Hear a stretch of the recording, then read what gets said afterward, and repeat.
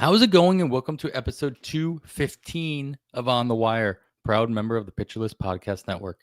I am Adam Howe, and I'm going solo today.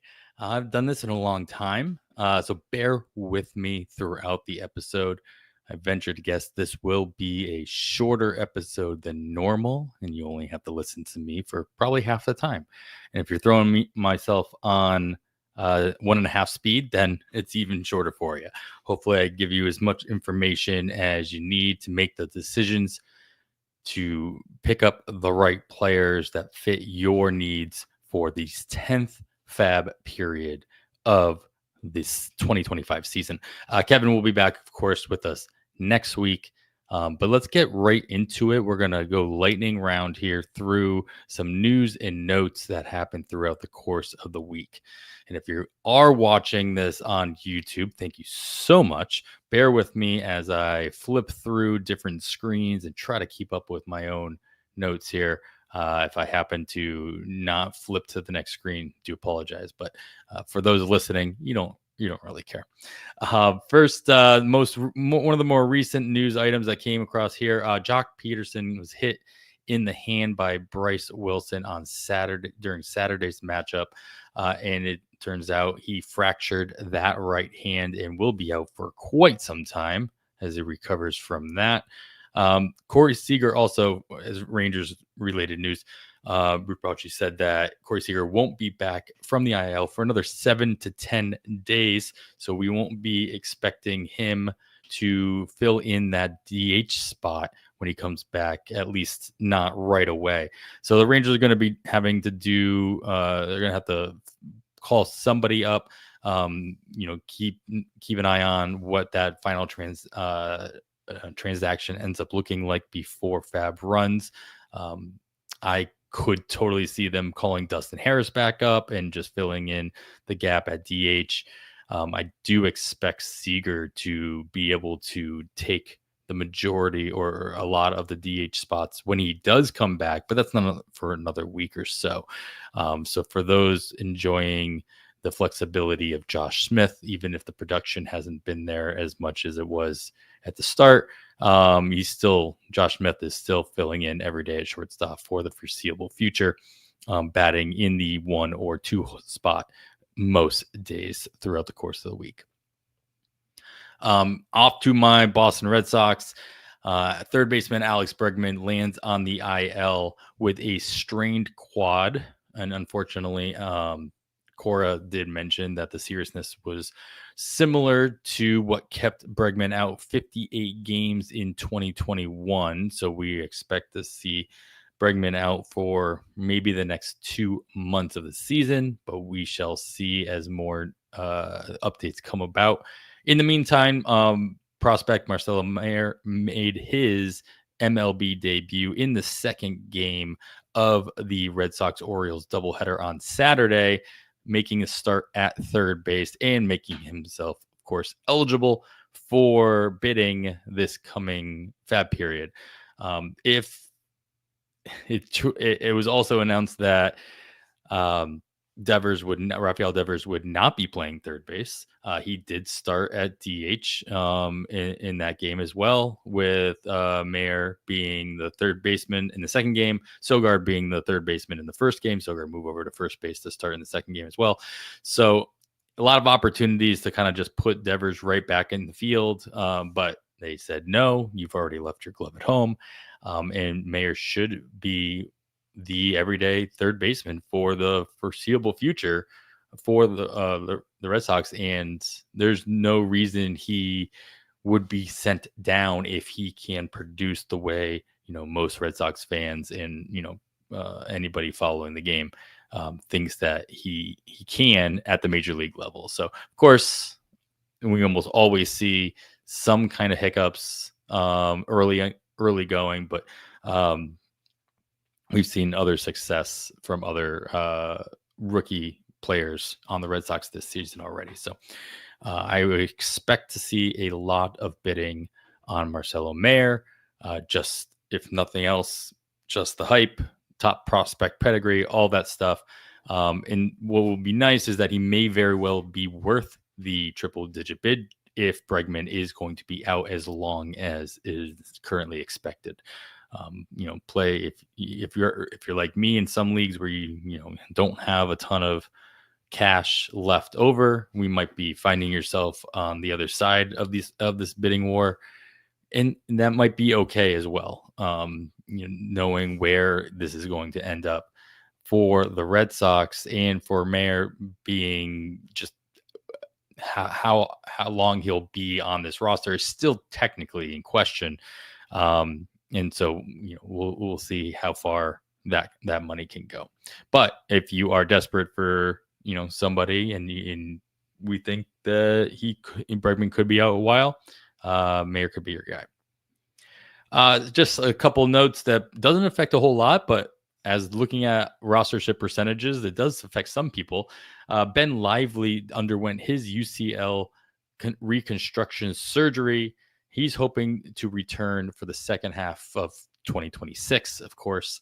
And then Hayden Wesneski officially had his Tommy John surgery as well throughout earlier this week.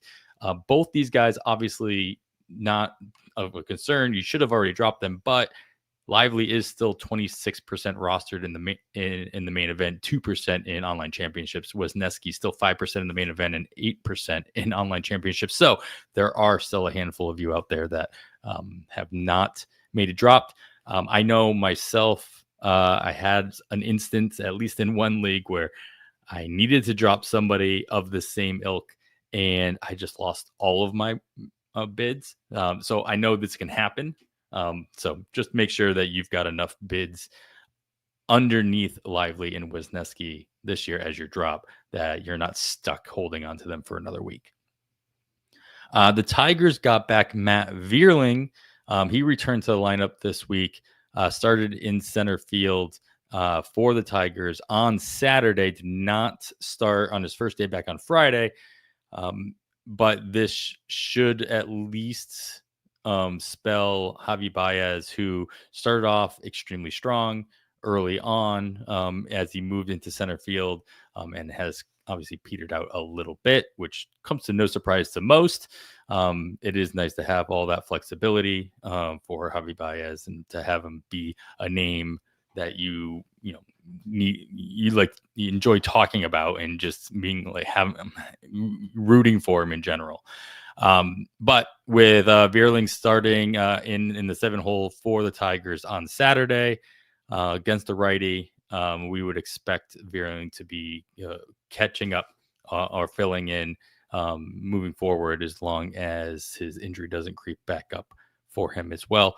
And though I don't expect him to be everyday player right off the bat, he should kind of carve himself out a nice niche. So keep an eye on that if you are looking for more opportunities from an outfielder. I think that Vierling could very well get some added playing time that you might not have been expected. 21% rostered in the main event, only 4% in online championships. I don't think you need to be jumping at the bit in those 12 teamers, but I do believe that it could be a common ad in your 15 teamers this Sunday.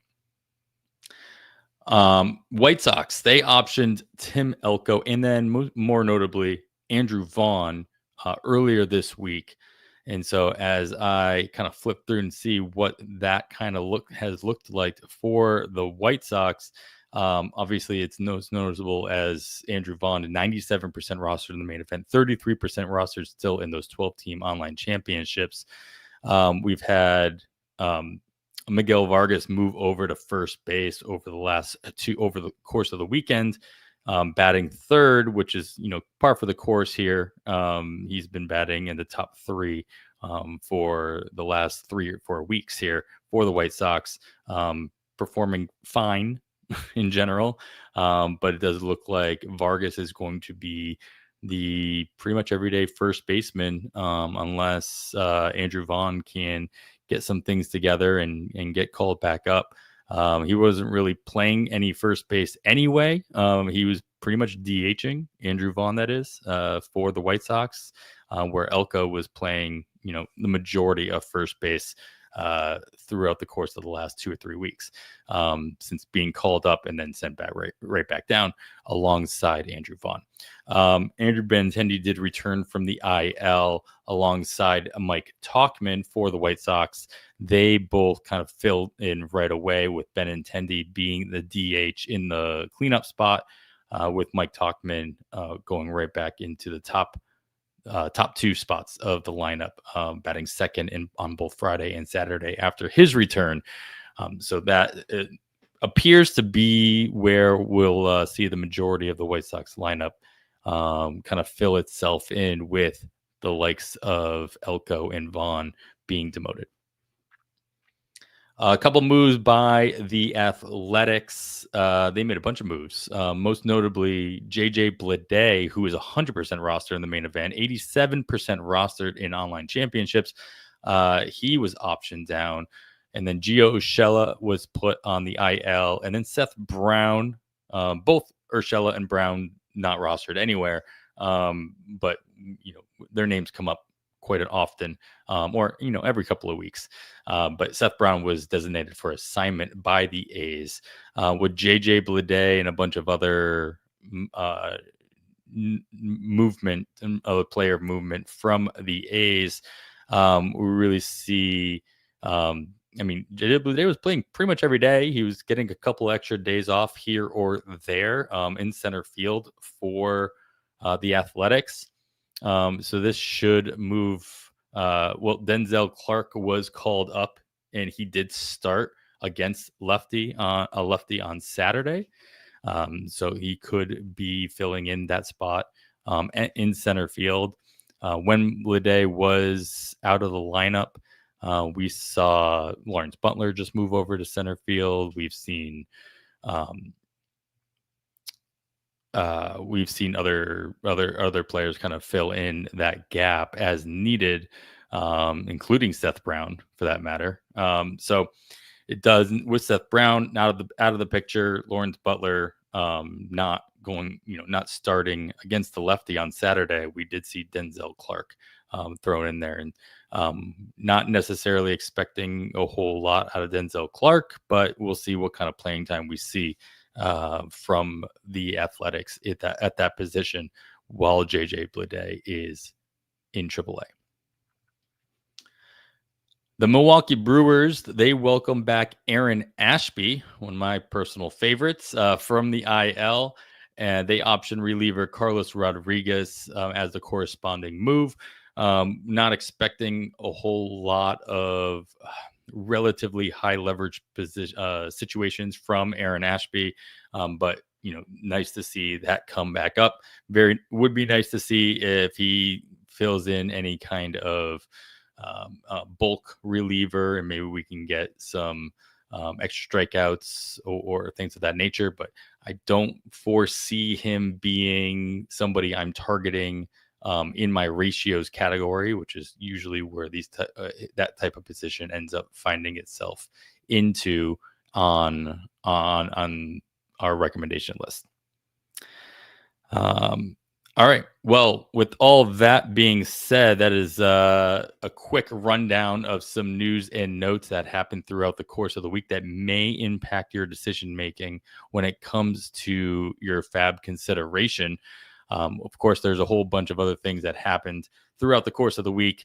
You should be listening to the First Pitch podcast with Jake Crumpler and Trevor Huth on the weekends. They break down all the news, highlights, and observations from every day's worth of games, as well as looking ahead at each slate to keep you up to date with everything you need to know to win your fantasy league. Of course, Nick Pollock has you covered on the starting pitching front with Plus Pitch podcast. He highlights every starting pitching performance from the day prior, and looking ahead to future matchups with his streaming article over at pitcherlist.com. All right, with all of that in mind and anything else you might want to consider, we're going to take a quick break. And when we come back, I will run through some player recommendations powered by not only my own insight, but of course also the PLV projections that come out every Saturday for the following week. But we'll get to all that right after this break.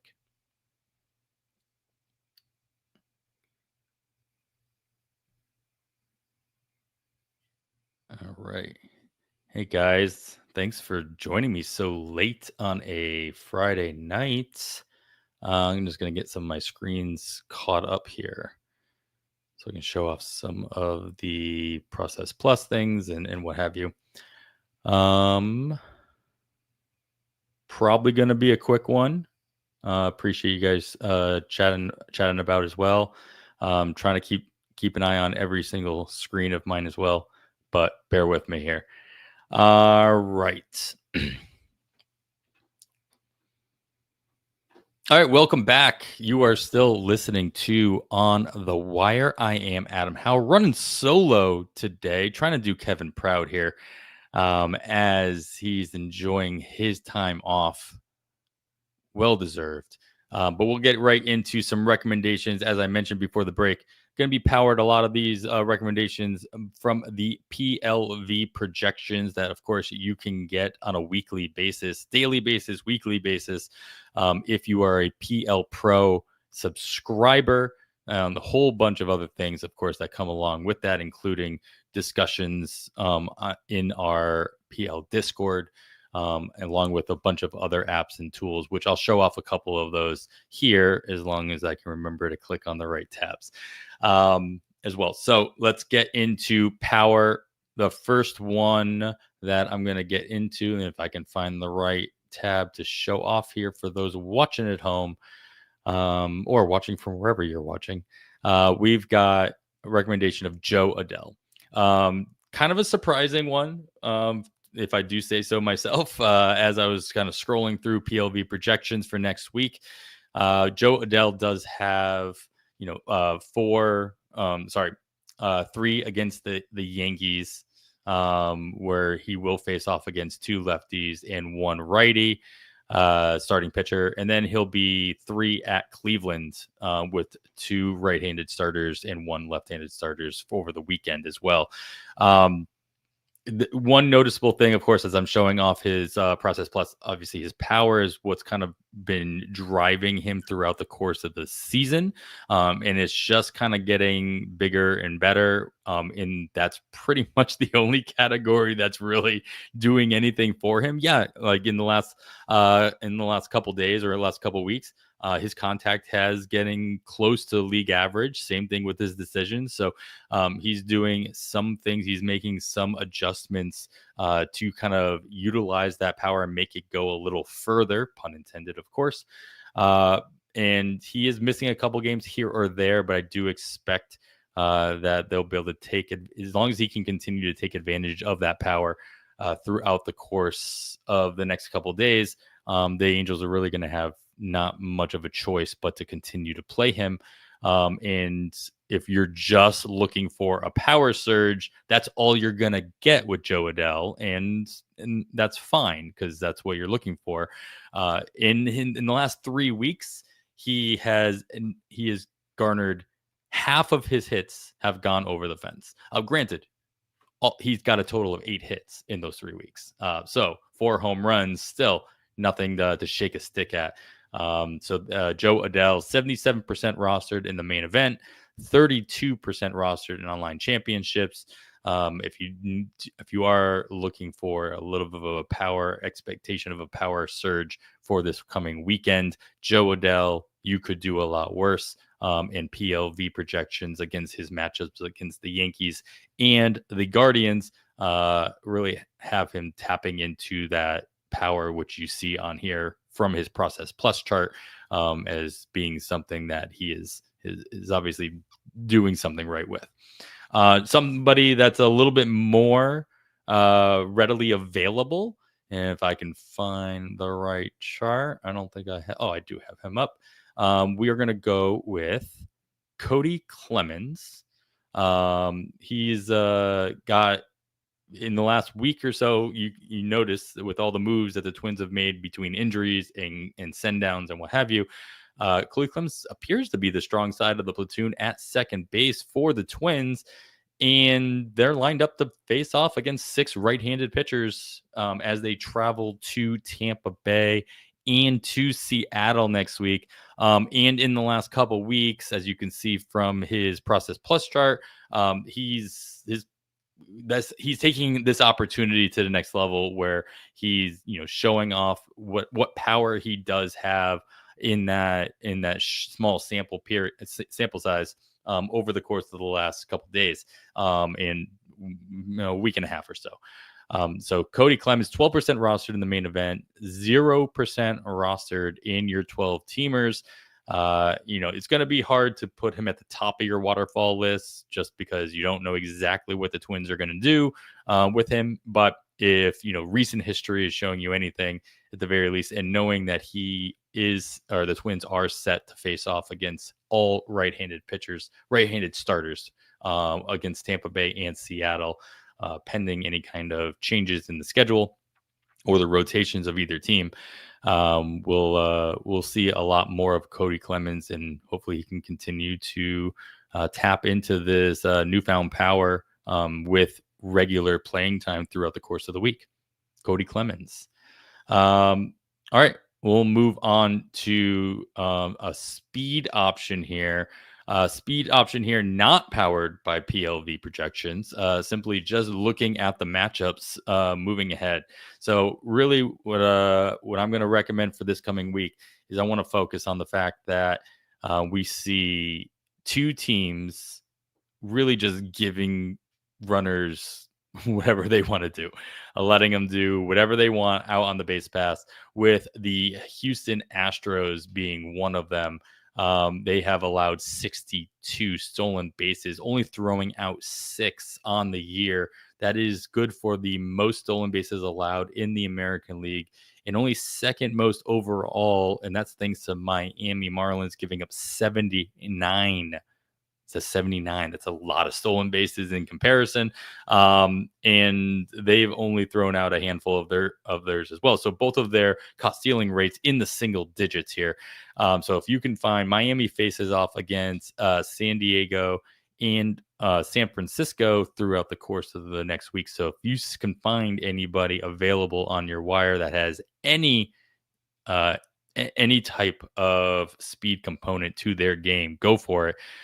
In Tampa Bay, of course, we know we have lots of speedsters. Tampa Bay faces off against Houston for 3 games. And on top of that, they do have 7 games on the week total, where they're facing off against Minnesota for 3, and then they're at Houston for 4. So the only rub here is that at Houston, they are facing off against a couple of left-handed pitchers, starting pitchers as well. So they very well might not be the ones that give up the easy stolen bases, as they're just staring at first base most of the time. They can usually hold runners a little bit easier, but they do face off 2 righties as well. So they're not throwing anybody out. Obviously, Simpson and Caballero probably not available, but of course, if you can go grab those guys, by all means. Cameron Misner, 46% rostered in the main event, 14% rostered in the online championship. Is playing pretty much every day. He's facing off against right-handed pitchers in center field whenever that happens. He is starting against them, against some left-handed pitchers as well, but we'll see him playing at least 5 or 6 games throughout the course of the week, and getting an opportunity. He's not the fastest guy in the team. Obviously, they have a couple of guys I just mentioned that's going to take that from him, but he does have some speed in his game, and with the opportunities Houston could provide, at least historically throughout the course of the season, Misner and anybody else in Tampa Bay could be somebody that can get you a couple stolen bases this week. Houston also plays 2 games against the Athletics as well early in the week. So if there's somebody on the Athletics with some speed, you might want to take a look at them as an option as well. All right, we'll close out the hitting section here with our opportunity, and of course, we'll go through some notable schedule notes here. 7-game work week. We only have Tampa Bay and Toronto that get to take advantage of the 7-game work week. Nobody has 5 games, so everybody else with just the 6. So just a 1-game advantage for these 2 teams. Colorado is going to be on the road all week, as well as Cincinnati. Same thing. But their offenses are not performing at all. So more so looking at them as streaming pitching options for your consideration. Colorado will be facing off in Wrigley against the Cubs, and then in New York against the Mets. Cincinnati will be traveling to Kansas City, and then the Cubs. So the Cubs looking like they have a very nice matchup, or a pair of matchups throughout the course of the week, with Rocky Road and then the red carpet being draped over Wrigley. Tampa Bay will be at home against Minnesota, so they get to take advantage of that park for the first half. But then, as I mentioned earlier, they have 4 games at Houston. The Athletics will be on the road as well all week, so nobody's taking advantage of that park. They'll be at Houston for 2 and then at Toronto for 4. All right, so in the opportunity section, with that schedule in mind, and then with other things that might have consideration, Tyrone Taylor is our pick here in the opportunity section, and this one is being driven by PLV projections and PL Bot. 14% rostered in the main event, 0% rostered in online championships in your 12 teamers, playing every single day as the everyday center fielder. Batting 9th until this week. He did move up to the 6, 7, 8 spot respectively over the last 3 days in the lineup. Could have more to do with Mark Vientos and Brandon Nimmo missing a day or two, but his play has been also warranting some kind of consideration to move around in the lineup as well. But just the fact that he is playing every day is consideration here, where his contact, as I'm showing from his process plus chart here, his contact is what really drives his value, hence putting him into the opportunity section as well. Not a ton of power to consider, though, with the pitching matchups that he is going to see this week, 3 right-handed pitchers with the Chicago White Sox, and then a couple of lefties and a righty against Rocky Road. These are considerations that PLV projections have taken into account. And they've got Tyrone Taylor as a very valuable hitter for this week based on the matchups, and based on the ballpark that he'll be playing at home all week as well. So Tyrone Taylor playing every day in center field in a very good lineup for the Mets. In that second leadoff spot, if you will, should still be able to provide plenty of plate appearances, being as that lineup turns over more often than not against the White Sox and the Rockies on the road, respectively. So Tyrone Taylor going to be readily available. You probably don't need to spend a whole lot on it, but if you are looking for somebody that can probably provide a little bit more consistency throughout the course of your lineup, you need to fill in because you just lost JJ Bleday because he got demoted, or you're just looking for an outfielder to kind of fill in any kind of a spot. Tyrone Taylor going to be a target of mine in those situations, based on this information. All right, with all that, we'll get into some pitching suggestions, but we're going to do that right after this break.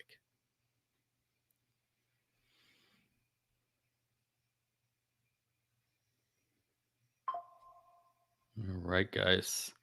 All right. Let's clean up some of my tabs here.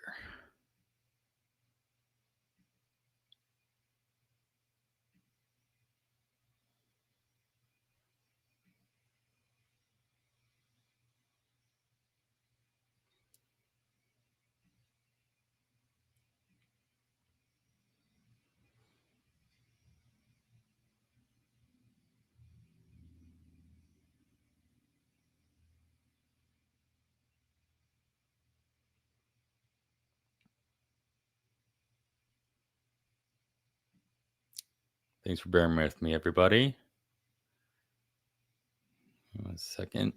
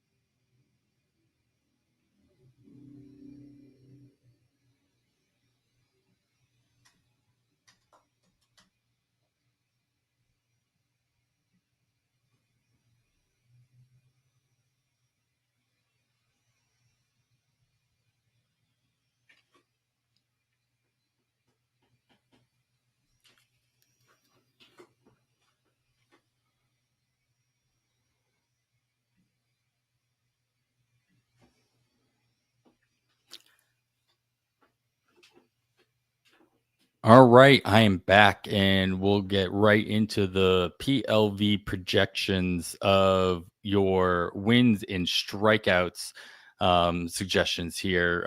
Bowden Francis is what leads us off here with a two-step at Texas and against the Athletics in Toronto, at least as it lines up currently. Um, this could very well not work out nicely in the ratio category for you, but that's not what we're targeting here. Of course, your two steps, that's what exactly you're just crossing your fingers, you're holding your nose in a lot of situations here, just hoping that you can get that double spot. Bowden Francis hasn't been the most efficient pitcher as I kind of scroll through and look for his game logs here. Going 4 innings in his last outing, 4 2/3. Did go 6 2/3 a couple starts ago, but mostly has only crossed that 5 inning mark a handful of times, and those were mostly at the very beginning of the season. So if he can get it together and line himself up, Toronto can put him in a position to walk away with a W. But we're really going to be focused here on the strikeouts, as long as he can get that volume up there, striking out, 4 in 4 innings, 6 in 4 2/3 innings, 5 in 6 2/3 prior to that. So it's really going to be about how deep Bowden Francis can go in the game. Not something that I'm probably going to chase in a 12-teamer, but in a 15-teamer, totally on the table, and will be something that people make him 100% rostered in those leagues. Currently 83% rostered in the main event, 40% rostered in online championships, and just due to the fact that he does have the two-step against fine, okay offenses. Texas hasn't really been doing a whole lot, and now with Jock Peterson being out, and we know that Corey Seager is not going to be back throughout the course of this week, and Marcus Semien moving to the bottom of the order. Not a lineup everybody's been really fearing per se. So the Athletics also being on the road, not having to be. I mean, Toronto's still kind of a hitter's park in general, but not a situation that he has to worry about going into that AAA ballpark in West Sacramento. So Bowden Francis, probably not breaking the bank on him, but the matchups and the opportunity of the two-step going to be something that you have to take notice of. And the only other one I'm going to throw out there is just a note that DARVISH is making his way back.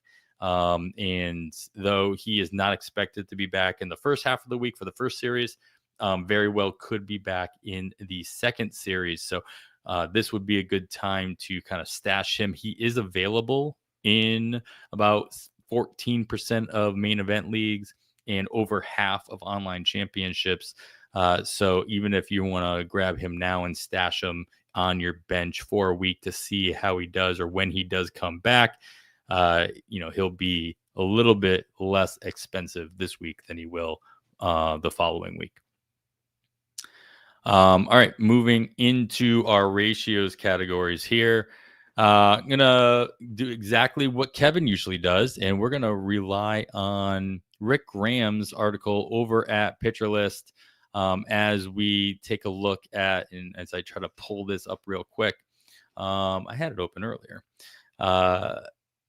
We're going to look at his saves and holds article that comes out every Thursday. And the two names that kind of really stood out to me from that article this week were guys that moved up the most on his list.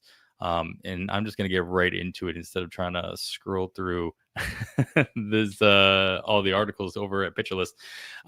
Randy Rodriguez in San Francisco been doing some really interesting things where he's been their most consistent reliever throughout the course of the week, of the year, really. And though we're not expecting him to, jump over the likes of Octavio Dotel and obviously Ryan Walker for saves, he is being put into high leverage situations, and he is performing considerably well. 9% rostered in the main event, 0% rostered in online championships. So depending on his usage on Sunday, very could be somebody you want to target if you're looking to chop into your ratio categories there. And then Brendan Little for the Chicago Cubs has been arguably their best reliever in their bullpen, moving up Rick's list considerably. 4% roster in the main event. So there are a couple out there that have taken notice already, especially with some of the changes at the back end of the bullpen, which we'll get into in a second. Brendan Little very well could end up vulturing a save here or there, in addition to really helping you out in your ratio categories and vulturing a win, being put into those high leverage situations as well for the Chicago Cubs. Brendan Little and Randy Rodriguez, those relievers that can help you out in those ratio categories throughout the course of the week. And yeah, sorry, Uncle Ted. Yeah, as I'll correct myself. Brendan Little for the Toronto Blue Jays. As we move into the saves category, where I'll close it out here. No pun intended. No, sorry. Totally pun intended. Daniel Palencia has ultimately looked like he moved into the closer position with Porter Hodge hitting the IL, and then Ryan Presley just being Ryan Presley. So 5% rostered in the main event, 1% rostered in online championships. This move he just got his first career save this past week. Would expect, especially with all the extremely high bids we saw on Jordan Romano last week, officially moving into that closer position for the Philadelphia Phillies. Anything that you can throw a dart at this point for saves is going to be something that's going to be highly bid on in pretty much all of your leagues. So just don't be the one that just totally forgets. And if you're in that one league where everybody forgets, you can take advantage of that with a nice low bid, or at least a keep it honest bid for Daniel Palencia. And then Kyle Finnegan was reporting shoulder fatigue on Saturday. Maybe nothing, maybe something. But want to keep an eye on probably the likes of Jorge Lopez being the strongest righty at the back end of that bullpen as well. Not a lot of lefties, so I'm not expecting anybody except for Jorge Lopez to kind of take the reins if Kyle Finnegan were to miss any time. And like I said, it may be nothing. And there's not a ton of saves to go around from the Nationals anyway. So Jorge Lopez still somebody probably worth throwing, a buck or two on if there is more to the shoulder fatigue of Kyle Finnegan than was first reported. All right, guys. Well, that was my attempt to run through this and do my best Kevin impersonation that I could. So thank you so much for bearing with me, and hopefully some of this information was useful to you as you make your final bids. We will be back with a full episode next week as we break down all of our fab recommendations. And Uncle Ted especially, and everybody watching at home, thank you so much for jumping in the chat. I apologize, I have not been able to watch all of my screens at once, trying to keep up here, but thank you so much. And we you know what, I'm gonna, I'll take this last second and just kind of work off the cuff here, as Reese 79 asking if he would drop Tyler Mahle for Will Warren. I would do that in less than one heartbeat. Will Warren, just the strikeout potential, the win potential in general on the Yankees and what he's been doing. He's been making a lot of adjustments. Go back and watch or listen to Nick Pollock talk about Will Warren with Eno Saris on the Craft. They did a broadcast podcast where they watched Will Warren and Luis Castillo match up and talked about both of them and a bunch of other stuff on the craft. It was like 2 episodes ago in the craft. But Will Warren making some adjustments and showing that he's definitely worth a flyer, and I would trust him at this point over Tyler Mahle, even with Mahle's what he's been doing as well. Griffin Jax, love Griffin Jax. He's obviously somebody we were a little worried about at the beginning of the season, but he's somebody that he should be a staple on your rosters. If you're needing some kind of stability in those ratio categories as well. Yarbrough, man, I can't do that. Again, I know Kevin mentions Yarbrough as an option. Of course, pitching in those situations, he does have a potential 2-step for this week as well. But man, I can't do it. Cool. All right. Well, thank you everybody so much for listening. We're gonna call it there, and we'll see you guys next week. I am Adam Howe on behalf of Kevin Hastings. Thanks for listening. I bid you goodbye.